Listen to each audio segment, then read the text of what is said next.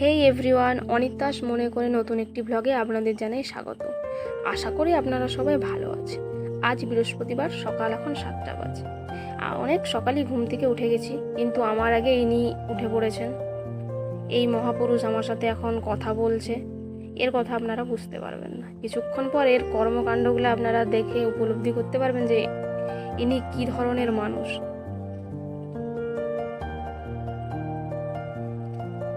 তো সকাল সকাল আমার স্টুডেন্টরা পড়তে চলে এসছে, তো আমাকে বাদ দিয়ে ইনি পড়াচ্ছেন। তো পড়ানো শেষ হয়ে এবার ব্রেকফাস্টে বসে গেছি। আজকে মুড়ি আর ঘুগনি ছিল, তো খাওয়া অলমোস্ট ডান হতে যায়। দিয়ে খাওয়ার পর সকালের যা কর্ম সেটা নিয়ে বসে গেছি আমার প্রত্যহ জীবনে। ফলের আশা না করেই এইভাবেই চলছে, ফলের আশা না করে দেখা যাক কি হয়। তারপর মায়ের কাছে যেতে, মা এই নোটে শাক আজ রান্না করবে ইলিশ মাছের মাথা দিয়ে। তো দেখুন কাটতে বসে গেছে। সব সবজি না, এই নোটে শাকটা কাটছে এখন আপাতত, পরে বাকি সবজিগুলো কাটবে। তো প্রথমে মা একটু ক্যামেরা দেখে লজ্জা পাচ্ছিল, মুখ দেখাতে না বলছিল, তাও আমি দেখাচ্ছি, তাও ক্যামেরার দিকে তাকাচ্ছে না, একটু লজ্জা পাচ্ছে। তো সব কেটে নিক, কেটে নেওয়ার পর আপনাদেরকে দেখাচ্ছি। কেটে ধুয়ে মা একদম গুছিয়ে রেখে দিয়েছে। এই যে মাছের, ইলিশ মাছের মাথা দিয়ে এই শাকের, নোটে শাকের তরকারি হবে, আর এই ইলিশ মাছের সাথে বেগুন আলু দিয়ে তরকারি একটা হবে। এই যে আলু বেগুন কেটে ধুয়ে রেখে দিয়েছে, দিয়ে এই দুটো রান্না হবে। তো এখন রান্না চাপিয়েও দিয়েছে মা। তো কড়াইতে ফোড়ন আর তেল দিয়ে এই যে কষা চলছে। এই সবজিগুলো কষা হয়ে গেলে 5-10 মিনিট পর মাছের মাথাটা দিয়ে দিয়েছে, তখন আপনাদেরকে দেখানো হয়নি। তো দেওয়ার পর ঠিক এইরকম অবস্থায় এসছে, আর 2-3 মিনিট পর এটা কমপ্লিট হয়ে যাবে রান্নাটা। তারপর আপনাদেরকে দেখাবো যে কেমন হয়েছে। তো এটা তার আউটলুকটা এসছে।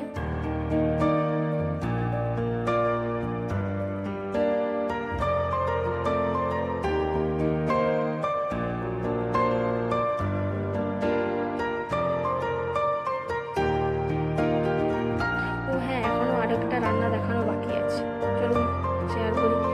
তো আগে থেকে আলু বেগুন ভেজে রেখে দিয়েছে মা। তো তারপর কড়াইতে তেল দিয়ে 5 ফোড়ন দিয়ে দিয়েছে। এই 5 ফোড়ন না, সরি কালো জিরে দেওয়ার পর বাকি মশলা যেগুলো এই রান্নাতে লাগে সেটা দিয়ে দিবে। একদম শেষে আপনাদের সাথে দেখাচ্ছি যে কেমন হয়েছে রান্নাটা। এই দেখুন রান্নাটা কমপ্লিট হয়ে গেছে। এটার পর আপনাদের সাথে দেখা হবে একদম খাওয়ার টেবিলে।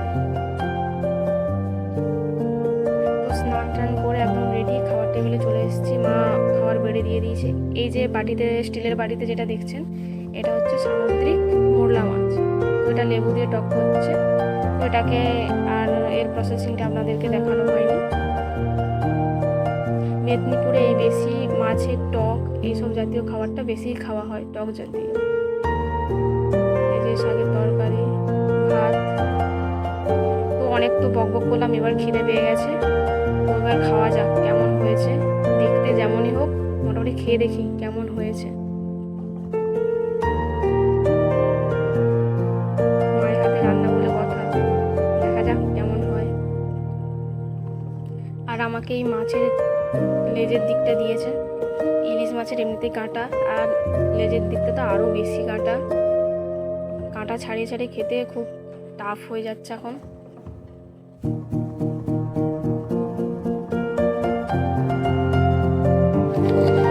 আলু বেগুন মাখিয়ে এবার খেয়ে দেখি কেমন হয়েছে।